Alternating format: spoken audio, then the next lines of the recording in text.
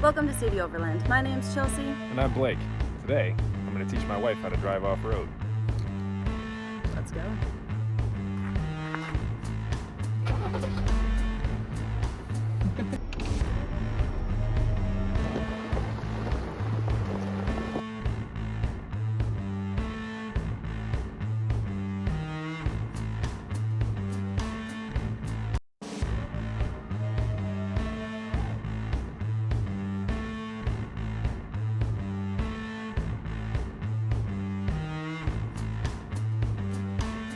So I'm always used to being the co-pilot, the navigator, the one that goes out and films. So this will be my first off-road driving experience. I've been watching Blake for quite some time and spotting him over obstacles. So being the one to actually drive is going to be very exciting. Stay tuned. Like it's in 2 right now. 2 right now, and then I pull it back to 4. Yep. Roll a little bit. There you go. Okay. Now roll a little bit. Roll forward, take your foot off the brake. So 4H on the dash. Okay. Cool. Cool. And then I just continue in 4H. And just carry on. All right. Right now we're on some easy, just dirt tracks that'll get into some looser, short, steep grades. Just kind of loose, short climbs. So we got it in 4-wheel drive just so we can help get up and over those without any slippage. But we've got front and rear lockers too in this Ruby if we need to. Get crazy. You're driving. God damn. When you first learn to drive off-road, you're not used to the steering wheel bouncing back and forth in your hands a little bit. As the steering and everything bounces over the rocks, everything's moving a little bit. Learning to kind of let that float rather than fight it the whole time, as we just kind of bounce over the trails. Yeah, here I am trying to white knuckle the steering wheel because I've never experienced the steering wheel doing this before, and I understand why you would just let it loosely, kind of let it guide you through the path, because you don't want to be like tearing out your wrists or anything. Right, and if you're driving nervous and white knuckle, it's going to put stress through your whole back. It's make you really rigid and uncomfortable for the whole experience driving, even on a mild trail. So being able to loosen up and get comfortable with some of the bounce and this. And the bounce of that steering wheel slipping through your fingers, giving them back and forth. And keeping our thumbs on the outside of the steering wheel. You don't want to wrap. Because if the steering wheel makes a sudden jerk, That'd be awful. you'd rip your thumb off. Alright, so here we're coming up to a little bit of a rock ledge on a left-hand turn, and then it's a right-hand turn at the top of the trail. So, approach at a straight position. So you come off to the passenger and back driver. Okay. Up the rocks, nice and slowly, just rock all over everything, and then a little bit of a passenger turn once we crest the top. Okay. And we'll come around and curve the trail. Missed the initial one, but it was a genuine smile at a conquered first obstacle. I just made it up a hill. And I was like, Whew. I'm not used to running the trails. Chelsea's always the one filming. I'm the driver. Not today! I'm the driver. I'm still the bus driver. That's true. It'll take me a long time to be able to figure out how to drive Old Blue. She takes a special kind of work. Yeah, Old Blue is a 671 diesel with a 4-speed manual trans. And float the gears, no short shifting, double clutch. It's cool. Talk about some other driving habits, important in general, but throttle control, especially off here when we're bouncing back and forth. Your foot naturally will have a tendency to still bounce with the rest of you. So a little technique, I suppose, that I do is I stuff my foot, my right foot, next to the transmission tunnel, and my heel firmly on the ground, and then it's just the ball of my foot on the throttle. keeps everything firm, and then I'm just controlling the throttle up and down. I'm not bouncing on some of these. It's even harder on some of these electronic throttles. I can feel that difference though. By moving my foot over, it does make it more stable. My foot isn't moving as much anymore. There we go. Yeah.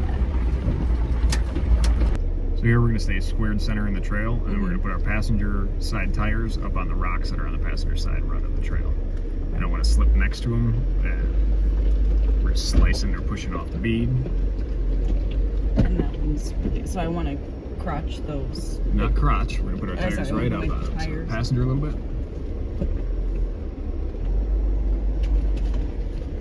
There, just cruising over. A lot of times it'd be better to take stuff like that with a tire.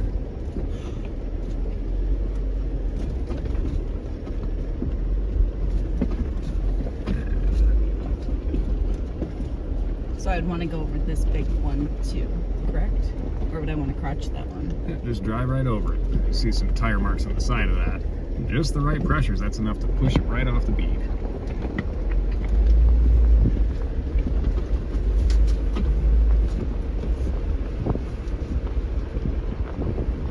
And here you can go up and around, got a little less turn in the trail.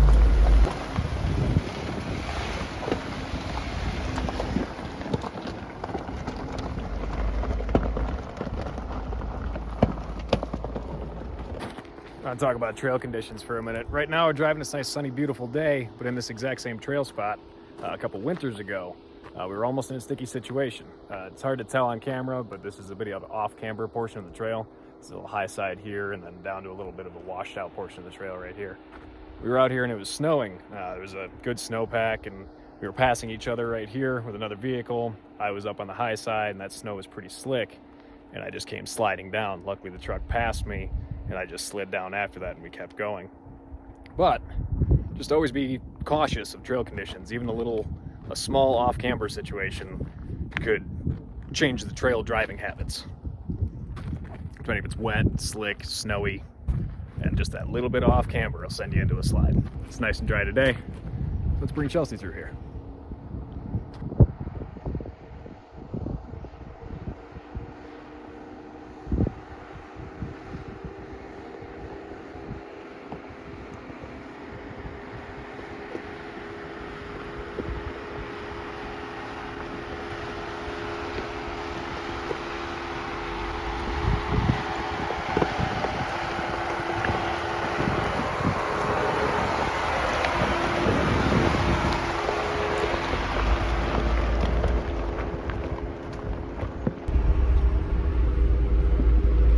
Sometimes things feel more off camber than they actually are, and definitely feels scary for the first time being in the driver's seat. So I can understand how just a little bit of tilt makes you feel nervous of continuing through and pushing through. But if you know exactly, if you look ahead and know the obstacle that is coming, then you can just feel it out and trust that it's going to be there, even when it is a little crooked. Which brings me into my next point, seat time. You're learning any new skill. Repetition, practice, seat time. So it's spending time in here to get comfortable with the little off-camber situations, and then you learn by your body, well, how far is okay and how far isn't. But you start getting uncomfortable as we're riding sideways here.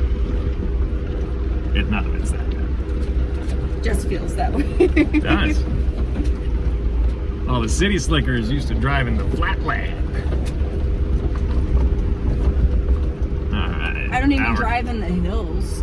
I don't even drive at all. We're coming up to a cool section here. I'm gonna stop real quick. All right, four-wheel driving tip and lesson for Chelsea. So we're going to talk about the gearbox. This is a Rubicon model, so we have a 4-to-1 transfer case, and we're going to use that gearing to our advantage in a steep, loose hill climb, a little bit of a washout, kind of a V-notch up ahead. So we're going to shift the transfer case in 4 low, and then we'll talk about that gearing to help us keep control. Here, with the transmission to neutral. And transfer case back all the way through. So back high. Have to roll a little bit. Over. Back for low. Click, click. Alright. Let's climb this one. We're in gear. It's cool. In the Rubicons also, we're going to use that gearing. So this has the manual transmission, or manual mode. So then we can use the 4-to-1 gearing in the transfer case. And then pop this over into manual mode. Then we're going to select the proper gear for the speed we want to use to climb the hill. Ready? Ready. Using gearing to your advantage, driving off-road in general is great, especially out here in the mountains or whatever. Off-roading primarily is what we're covering today. So using the gearing instead of the brakes, we use those gear reductions to slow us down, either coming down a hill, or in this case, to control the speed going up.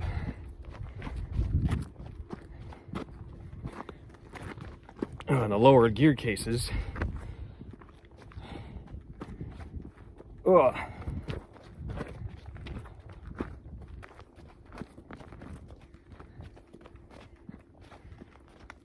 and this Rubicon has that really low gear transfer case for trailing like this, but it lets you really, between the 4-to-1 transfer case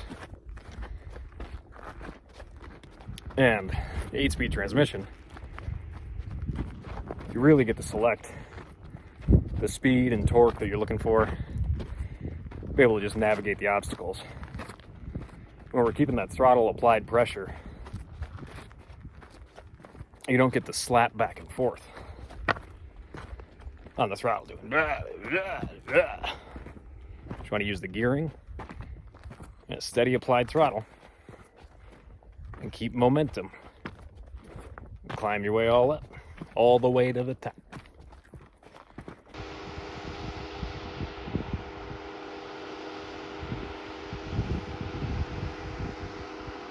Ladies and gentlemen, here she comes, return number 1. Notch on notch.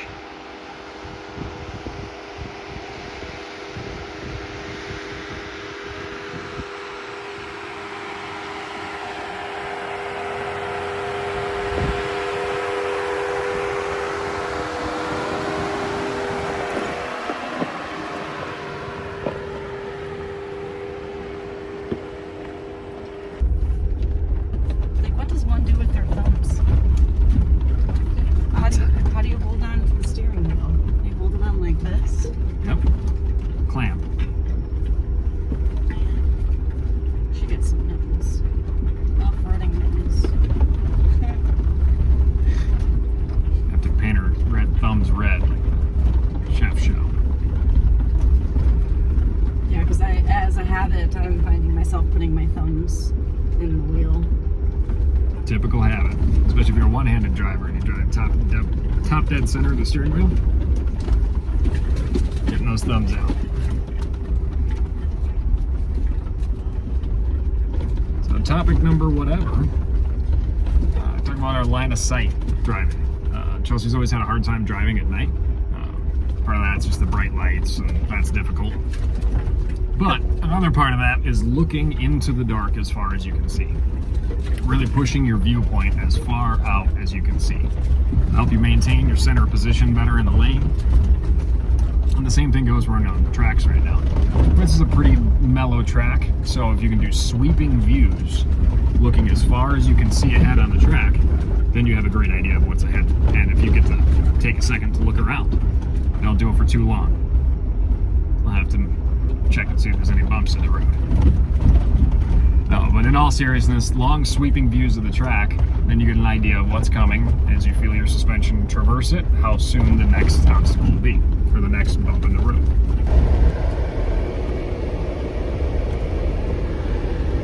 As we're driving here, Chelsea's throttle control is getting a lot better, getting more comfortable. As we're going over different obstacles, there's certain sections of the trail you can just rip right through. It might be just gravel forest roads.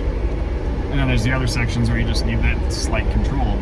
We're getting a really good feel of the vehicle and the gearing You have your foot stuffed next to the towel? How's it feel? It feels great. Feels good. It's definitely in more control now that I am definitely more relaxed. I'm not as tight holding onto the wheel.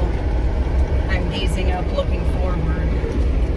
It's definitely a difference of being a co-pilot than a driver. Give you loads of props there, Charlie.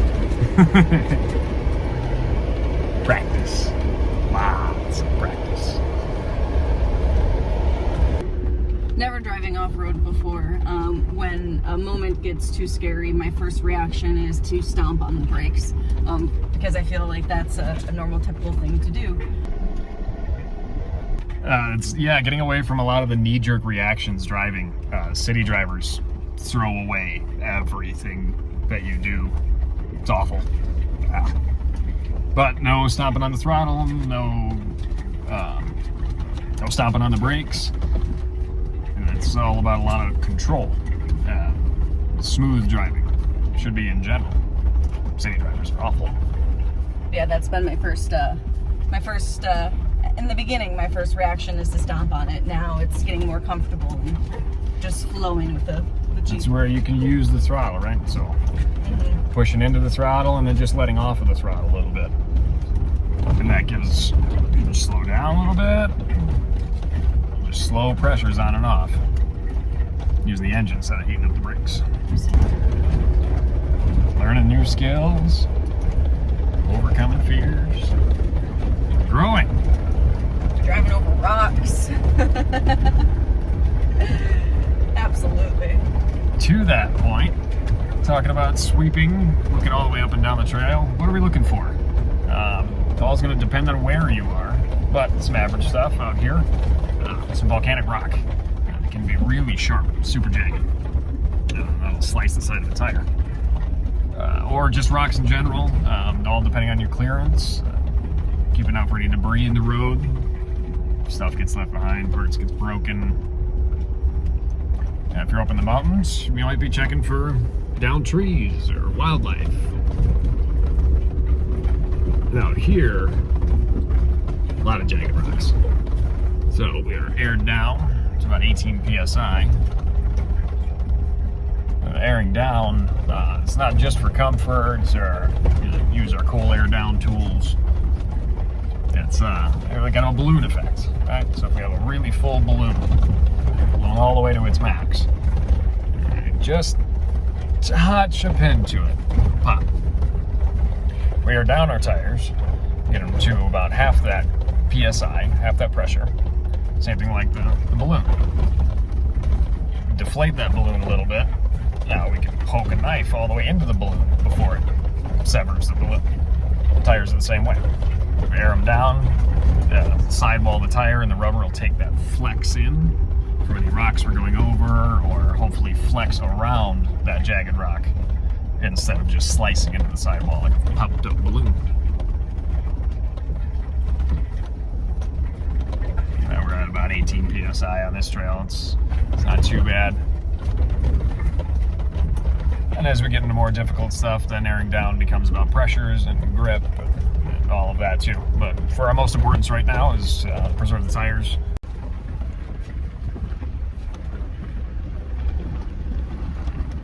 That little bit where Chelsea had to stick her head out, watch where we're going. It's just little stuff to make sure to continue to pay attention to. We just crossed a washed out cattle grate. Broken a couple of times, and there's a couple of metal beams that are sticking out. But a little precaution. Crotch the broken part. Away we go. Yeah. Yeah, so we did. We just clipped the rock a little bit that we were intending to place in our tire's path. So a lot of that is coming in with the preparedness and situational awareness, spatial awareness. Same thing with the vehicle. So learning the space of your vehicle, the wheelbase, the track width, all important. And with more and more practice each time, you get more and more familiar with the parameters of your vehicle. How long do you have to wait to turn if you have a long wheelbase vehicle then have to wait a little bit longer to turn some of these tight turns, make sure the rear end makes it all the way around. And for us, it's just learning a new vehicle and learning the track width and where each tire is going to be placed in the trail. She's getting it. Yeah.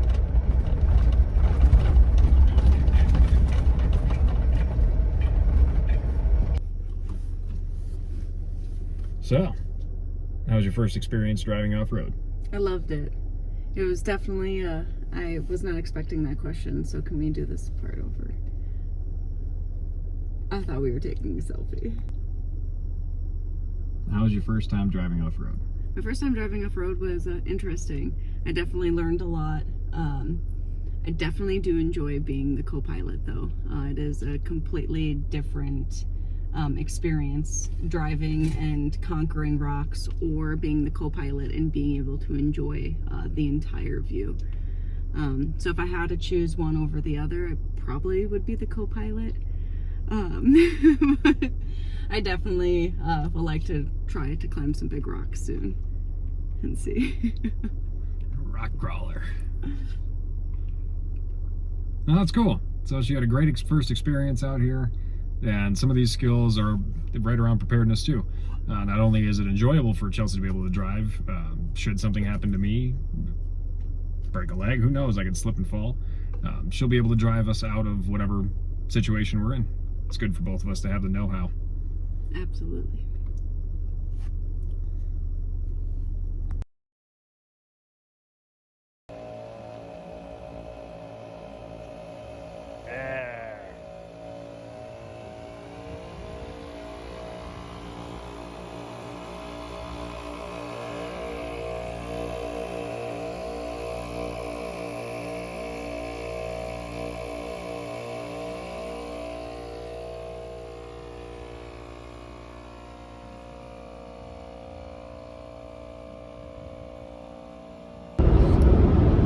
We made it. We made it. Thanks for coming along on my first trail ride, guys. It was definitely an experience being the driver instead of the co-driver. Definitely learned some new skills out there, and I hope you did too. For more adventures, bus life living, and Jeep build updates, like, subscribe, and share. We'll see you down the road. Cheers, guys.